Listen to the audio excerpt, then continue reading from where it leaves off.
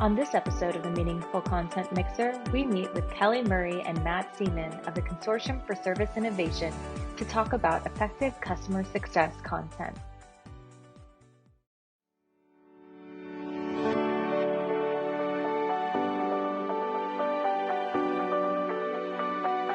This is the Meaningful Content Mixer. We are your co-hosts. I'm Sarah. And I'm Bonnie. This podcast is for content creators seeking inspiration across disciplines to create more meaningful content. From pre-sales to post-sales, we want to learn from each other because we are experienced enough to know how much we don't know yet. Let's get started. Hi, everyone. Welcome. We are pleased to have Kelly and Matt join us today. Hi, Kelly and Matt. Hello. Hello. Welcome. Can you each tell us a bit about your background and kind of your experience with content? We work with an organization called the Consortium for Service Innovation. It's a not-for-profit industry association that gets together and solves problems largely around customer experience in customer support. I've been with the organization for 10 years. So the Consortium is the caretaking organization for a methodology called knowledge-centered service, which is all about how we capture, structure, and reuse knowledge. And I'm the executive director of the Consortium for Service Innovation. I've been with the consortium for 2 years now, and thinking about content and information and knowledge as all of those assets you have in a company that you can tap into. And since joining the consortium, it's been fun to help think about some of the future of what we can do with knowledge, which is we like to refer to it as the great enabler, and how we can build on top of all the knowledge that our companies have to do amazing things in service. I started getting involved with the consortium a few years ago. And, with my background, I come from various content creating roles. And one thing that I learned from just being a part of the consortium is how much the support team gets involved in content creation. And so with my background in technical writing, I really viewed myself as the content creator, and there are all these processes and rules and guidelines that are involved in creating content from that side of the world. And so it was kind of eye-opening for me to see there's this whole other world of content creation. And I think there's a lot that we can learn from each other and kind of maybe, take some tips from each area. Yeah, it's interesting because if you think about, and I kind of grew up in a traditional tech support role. I started my career as a engineer on the phone answering questions. And some of these larger companies that take, hundreds of thousands of questions from customers a year, they're documenting all of that, all those questions and all of those answers and all the interactions they're having with those customers in some sort of CRM tool. And all of that is content to tap into, but it's usually short bits of information that you kind of need to put a lot of context around to understand what's going on. And I think that's one of the areas where structuring your information and pulling bunches of information together can really help customers solve problems on their own, and as well as other engineers and other parts of the company using all that information to help solve problems. One of the things sometimes we talk about is we in support, we know how things break. Right. And lots of times in tech pubs or documentation, how things are supposed to work. And so really having that relationship between the conversations that we're having in support is how customers are using things and how customers are breaking things. And I think there's a huge opportunity for a closer relationship there in terms of this is the frequency with which we are seeing things happen. And this is how we can help people really get the most out of our products and services from both of these perspectives. Yeah, and that's a really good point, because when you're building a product and you're creating something, you have all of these assumptions about how it's going to work, how it's going to be used, but nobody uses things how it's intended to be used, right. At least out of the box. It's interesting that you say, Kelly, that it's about that tapping into this could be a way to help our customers get more out of their products and services. It speaks to value, and that makes me think about the emergence of the customer success function. How have you encountered that in your work, and do you see content taking on a different role there? One of the things that we have talked about sort of through the evolution of the methodology is where KCS fits. So in terms of how we're capturing and structuring content or questions that we're getting from customers directly. And so because there's a huge spectrum of sort of, more formal to informal, more sort of in the moment versus sort of more static. And I think that there are a lot of interesting ways in which we can really think about how we do this in a timely manner. When we talk about content creation from the support side of things, from a KCS perspective, what we really want is to be able to capture what's happening for a customer in the moment that it's happening. It gets put into what we call an article, right? And so this is a one question, one response, something that we want a lot of people to have access to, because if it's going to be reused, it's going to be reused quickly. And we also want to have a way to know how often it's reused, because that will give us some information about how urgent a problem this is we need to fix. So it's a sort of a demand-driven system.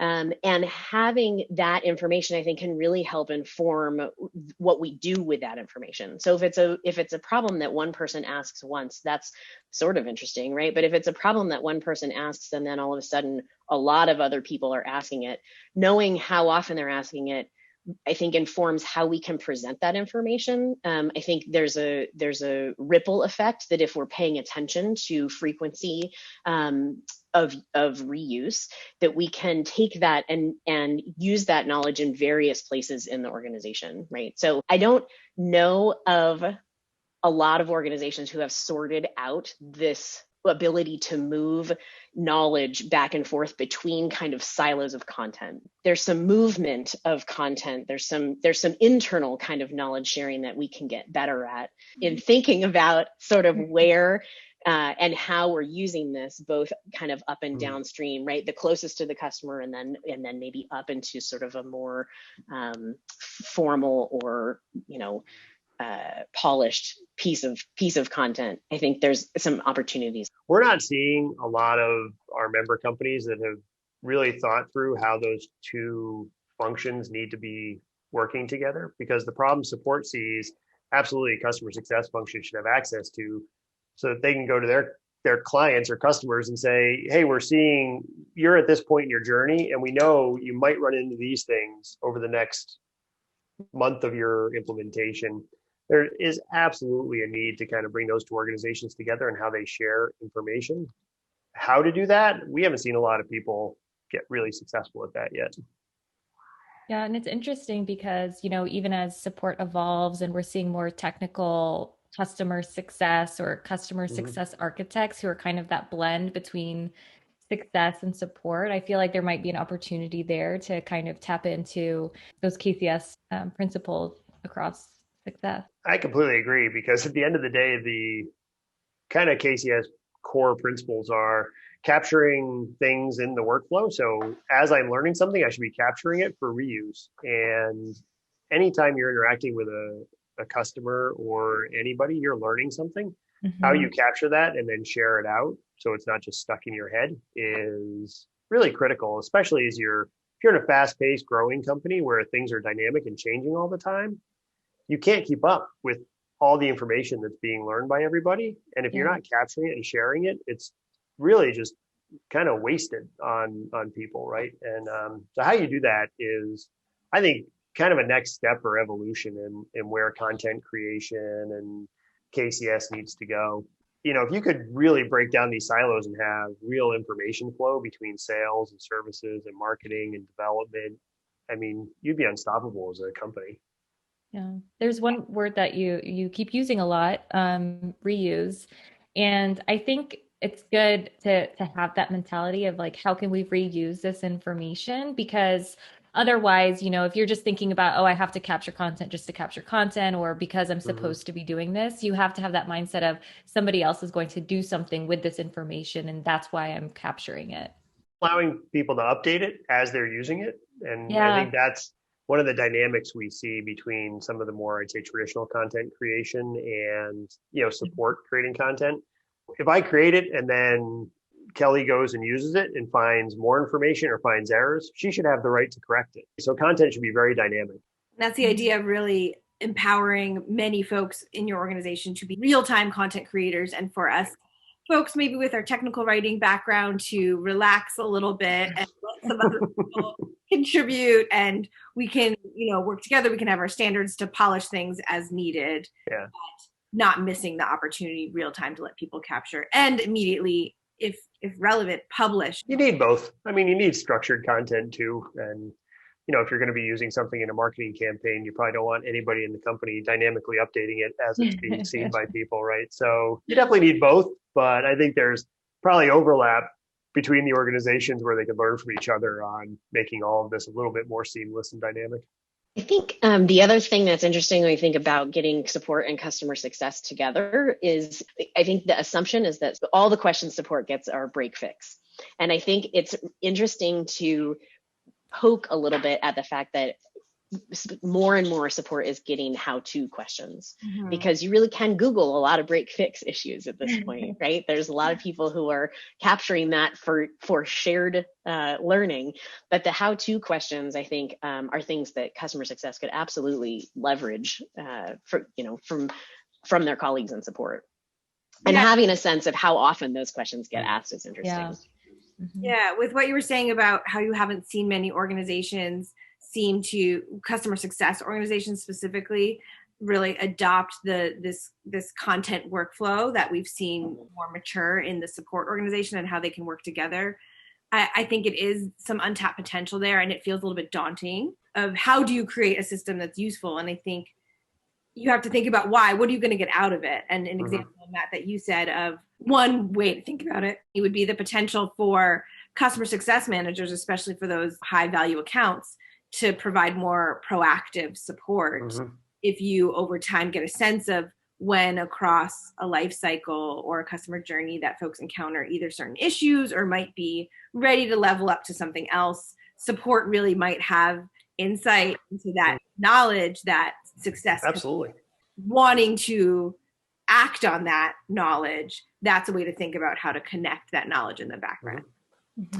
Yeah, I completely agree. And we have a couple, I'd say, pretty forward-thinking member companies that have really experimented with using even machine learning to watch what content customers are consuming on the website.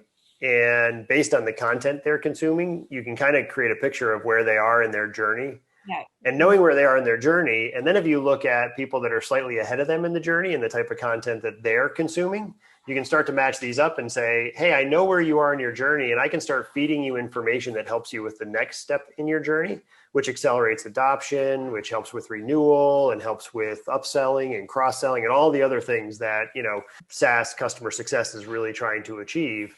Yeah. But you have to have that kind of knowledge base and all that information for people to be consuming, or you don't have, what are you going to feed the machine if you don't have that content right in the background? So those are some of the dynamic things we're seeing pretty forward-thinking companies do, which I think is exciting and could be a huge next wave for enabling customer success management.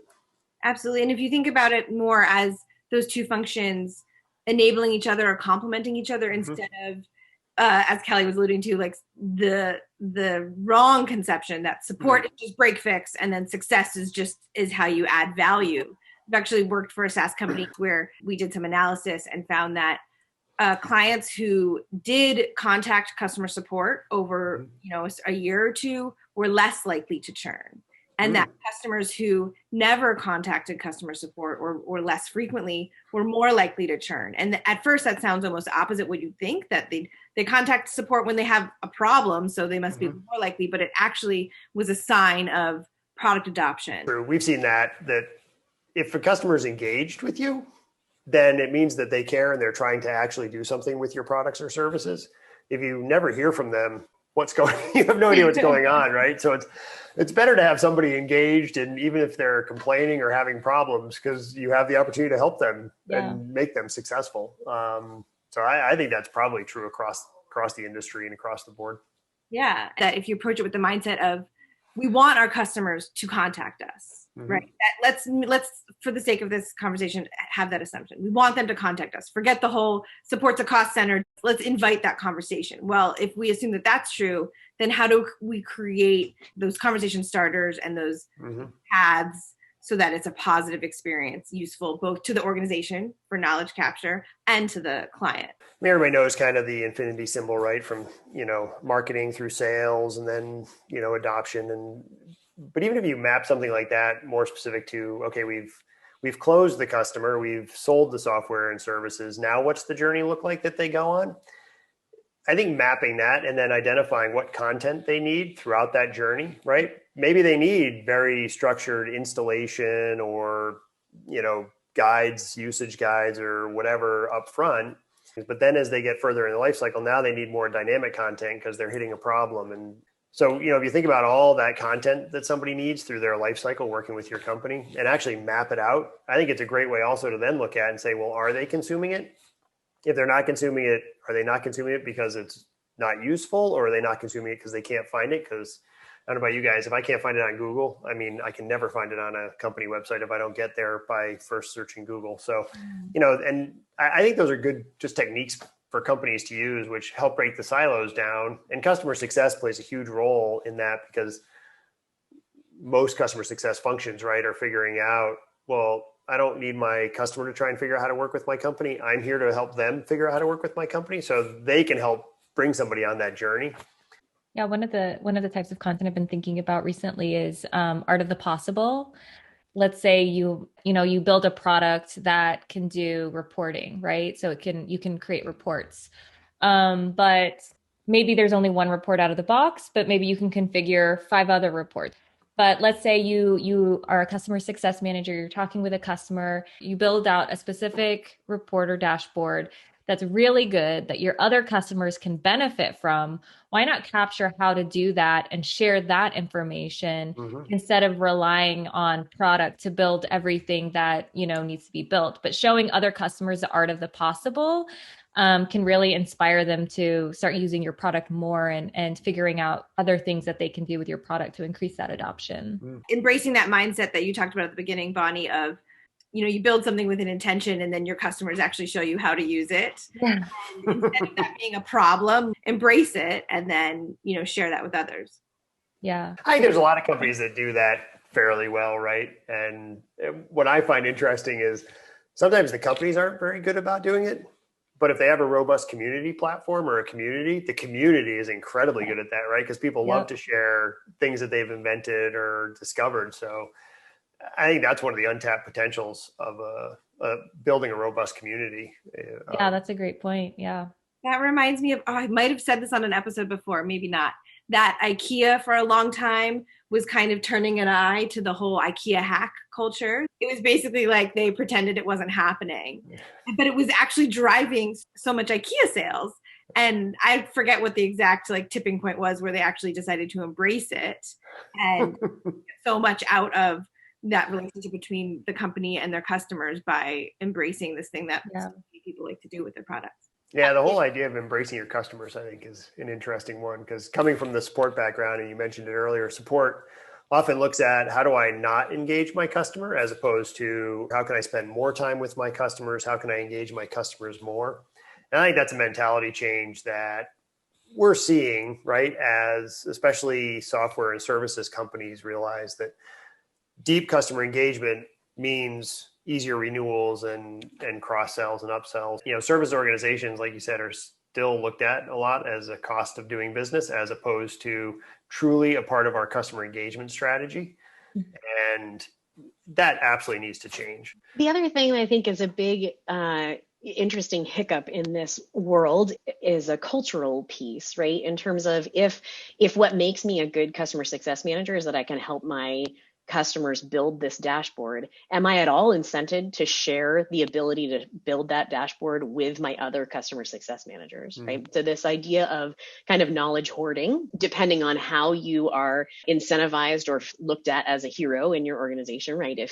if what the game is to be the guy who knows the most, then that's a really interesting thing to try to untangle if what you want is to have people, share, which I think is one of the reasons why communities are better at this. Like in a community, you want to be the person who knows a lot, but you also, it's a totally unsustainable model to have everybody come ask you specific questions. So you go ahead and capture that in a place where the community can access it, right? And then that's how you build your reputation. And in our organizations, because this is a transition that support has also been going through for years, right? Is the hero's the guy who knows the most. And so that sort of thinking through that transition of how do we make the hero the person who shares the most and learn the most, I think has big implications. And it also has a lot to do with how we measure our success internally. Yeah, of course. The way you measure internally has a huge impact on the behavior that is encouraged. And now that I think about it, it seems like most of the time individual customer success managers kind of get measured based off of their book of business or their accounts that they're responsible for. And I wonder how often CSM teams have some measure of their team success, right? If they were bonused maybe, 50% individual accounts and 50% team accounts, and they felt some sort of team responsibility to help their fellow CSMs, that would encourage more knowledge sharing that way. I think it is one of the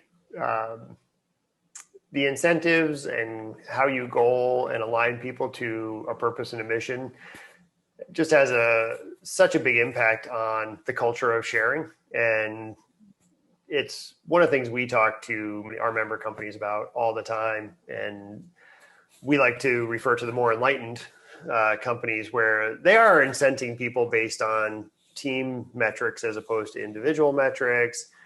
We like to say, don't put goals on activities, because if you put it on activity, I can game the activity. If you tell me, I have to write 12 knowledge articles to get my bonus, I'm going to write 12 knowledge articles. Doesn't matter if they're good, bad, or useful, I'm going to write them. So customer success as an industry still isn't that old. I mean, I know it's been around for a while, but if you think about how long sales or marketing or support's been around, customer success management as a function is still fairly new. Yeah, and I think it's important to think about those incentives because not everyone just wants to write or create content. You can't just tell a whole organization that they're going to start contributing content and then they'll do it. So identifying those things that motivate people and those incentives that will help them actually contribute is important, and it may be different per organization or per team. I haven't met anybody that thinks support is a content creation department. They kind of create that content as a byproduct of the other work that they're doing. Where I think in other organizations, it's more about, okay, we have to create some content around the functionality or the, branding or the marketing messaging or the sales messaging. So I think that makes a big difference too on how you would incent people to create information and content. That's true. Yeah. And I mean, as you said, it's really a part of their flow of work. And so, even with customer success, they're documenting their meetings, they're taking notes. And so thinking about it in their flow of work would help with the capturing of content. Yeah. And I think that also gets back to understanding the why, right? You can really make your colleagues' jobs easier. You can really make your customers' jobs easier by capturing and sharing some content. You can build a knowledge sharing culture and a knowledge capturing culture without having everybody be good at every piece of knowledge creation, right? So I think that's an interesting thing to explore a little bit in terms of, I framed this up. It's a question and an answer, and that's all I've got for you. Like, I can finish that. I'm really happy to take it and go make it, put it in the template or make it shiny. Or there are, I think, a lot of ways to kind of think about leveraging people's strengths while also really building a knowledge sharing or knowledge capturing culture. Absolutely. Well, I know I want to keep a lookout for companies that are doing this well. I think it's an emerging thing. So of course, anyone listening, if you have examples, we'd love to hear it. And, for folks who are involved, just trying to recap some things we talked about how can we move this forward in the right direction. I think to repeat, doing a little retrospective on your measures internally and asking yourself really hard questions about what is this really encouraging and what are we missing the opportunity to encourage by maybe not measuring something that would be more meaningful. and having a really firm grasp on the why, what would be the benefit, that the positive outcomes if we really work together more, and then kind of working backwards from there. How can you enable systems and workflows and tools and technologies, at least know what would be necessary, and then you can start working towards enabling that internally to create that knowledge sharing culture.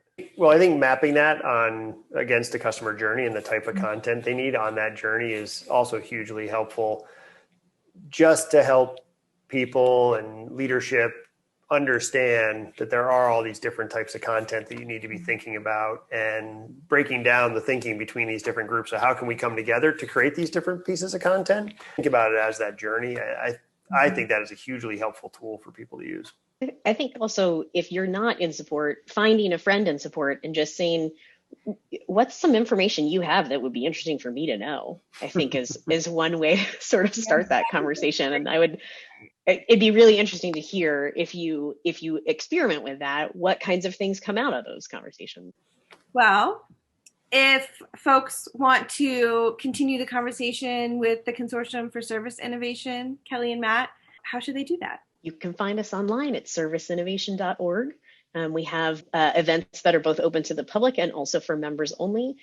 We'd love to hear what people are working on. We're always interested in people who are experimenting with new ideas, especially around content. So this is very exciting. Wonderful. This was fun. And I think our groups, our organizations, and how we think about information and content is maturing pretty rapidly.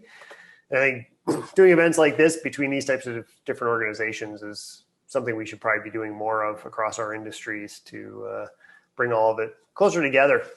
Yeah. Well, we like to ask our guests a question at the end of every episode. We find inspiration in unexpected places. So we want to know, where do you find inspiration?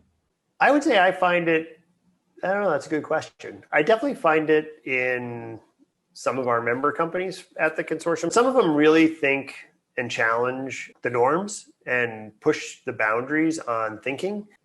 And it's so inspiring when you find somebody that's doing something that really maybe challenges my own perspectives, or, I grew up in the tech support industry, this is how it works. And then you come across somebody who goes, it shouldn't work like that, it should work like this. And you go, oh, well, that's really interesting. And sometimes that sparks a whole new kind of line of thinking. I'm really inspired by people that don't accept the norm and try to drive change.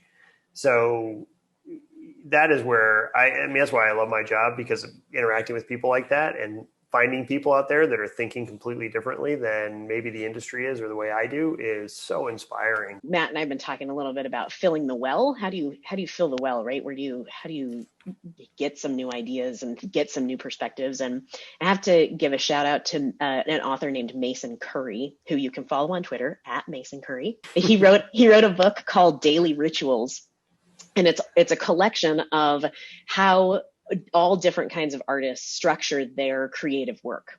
And it is just an absolutely fascinating collection of the most random. Some people are incredibly structured, some people are incredibly random, right? And it's just sort of how they approach this sort of act of creation, which is really fun. He recently said something to the effect of, to change your outputs, you have to change your inputs.